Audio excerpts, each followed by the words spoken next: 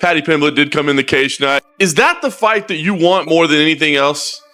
Yes. Yes, that's the fight that I want. Because with Charles, I had a little bit difficult situation because I really like the guy, you know? He's a really great human being. You can hate him. You always see him surrounded by his family, friends, teammates. He's an amazing human being. But at the end, I was like, this is competition. I have to do my job, and that's it. But with Paddy, I'm really gonna enjoy kicking his ass.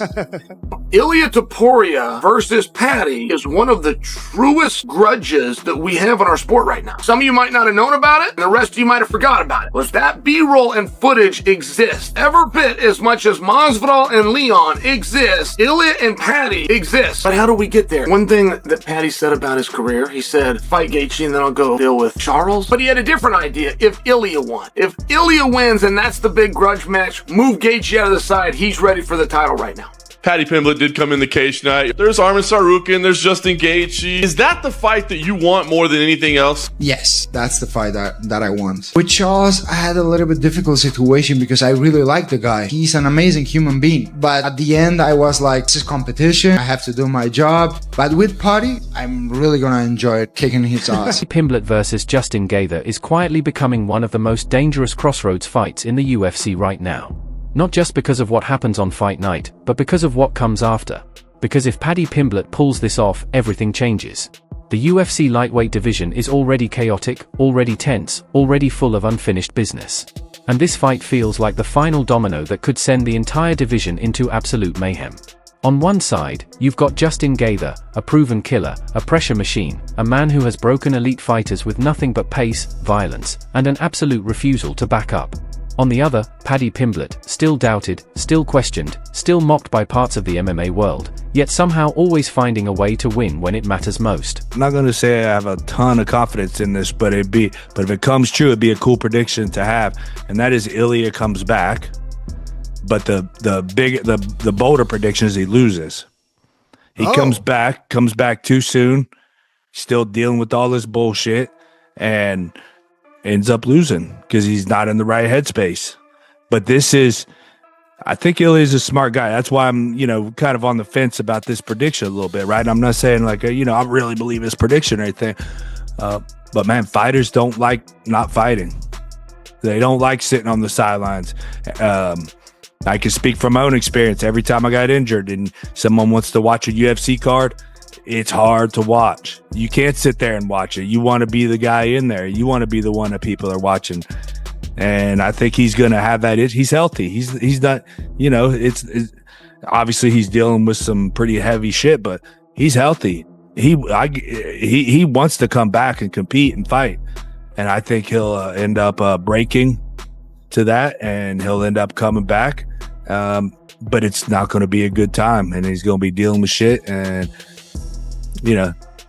that's kind of two bold predictions, to be honest. My belief through the headlines is that Ilia was walking away from the UFC championship belt, thus elevating Justin Gaethje and Paddy Pimblett to undisputed title.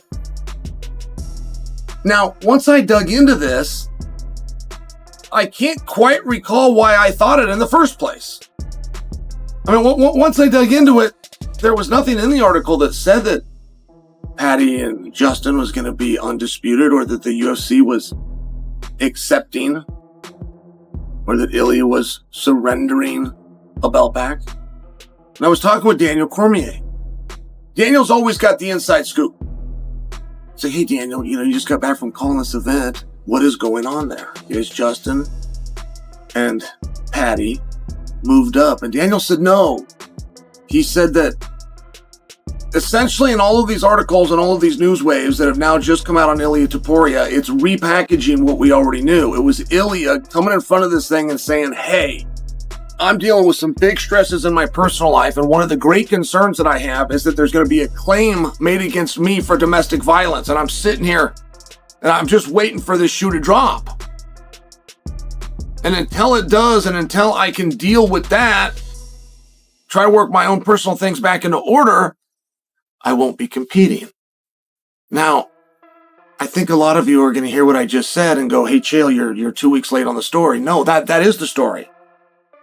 The story is that this made headlines for something that we were already told a couple of weeks ago, and there is no escalation from that, meaning Ilia Topuria is not vanquishing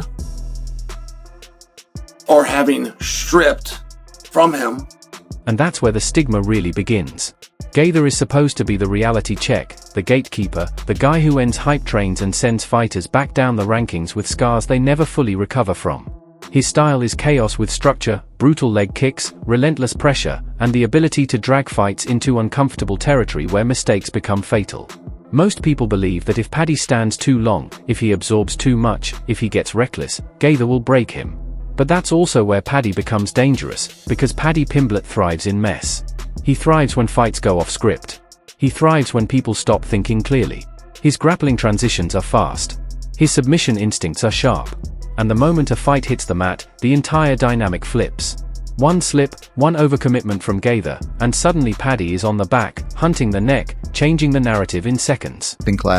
Wrestling classes, because when the training camp comes, I try to mix it up and polish everything that I have been able to learn, everything that worked for me in wrestling and boxing. I want to develop all the time my knowledge. I want to get better all the time, and I can get better if I only go and train MMA. I need to learn new technique, like in BJJ. You never end up learning. One thing is what you know, and the other is what you do with what you know.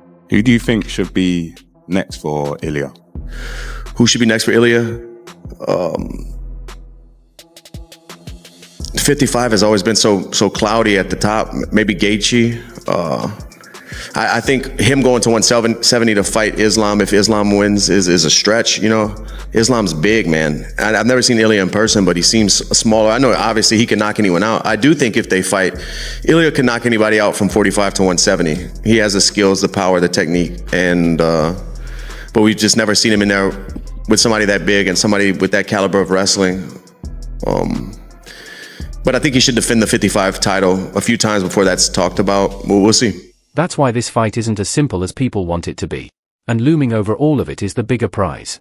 Because if Paddy wins, whether by submission, chaos, or sheer will, the conversation doesn't stay on Justin Gaither for long, it immediately shifts to Ilia Topuria. Ilia Topuria, the man who stepped away. Ilia Topuria, the champion who vacated. Ilia Topuria, the fighter dealing with real-life chaos outside the cage while the division kept moving without him. And suddenly, the idea of Paddy Pimblett versus Ilia Topuria doesn't feel like fantasy anymore. It feels inevitable. Stylistically, it's a completely different problem. Where Gaither brings raw violence, Ilia brings precision, calm pressure, elite boxing mixed with suffocating grappling defense. Ilia doesn't chase chaos, he controls it. And that's exactly why that matchup would be electric. Paddy brings unpredictability, momentum, and fan energy. Ilia brings championship composure, technical sharpness, and the kind of focus that only comes from someone who believes they are destined to dominate. Add in the emotional weight of Ilia returning after personal turmoil, and suddenly the fight carries more than just rankings. It carries narrative power. This is the UFC at its most dangerous and most compelling, because Paddy Pimblett beating Justin Gaither wouldn't just be an upset. It would be a statement. And Ilia Topuria returning to face a surging, battle-tested Paddy would be the kind of fight the UFC builds entire eras around. Right now, everything hinges on one question: can Paddy survive the storm long enough to drag Justin Gaither into deep water? Because if he does, the Ilia fight isn't just possible. It's next.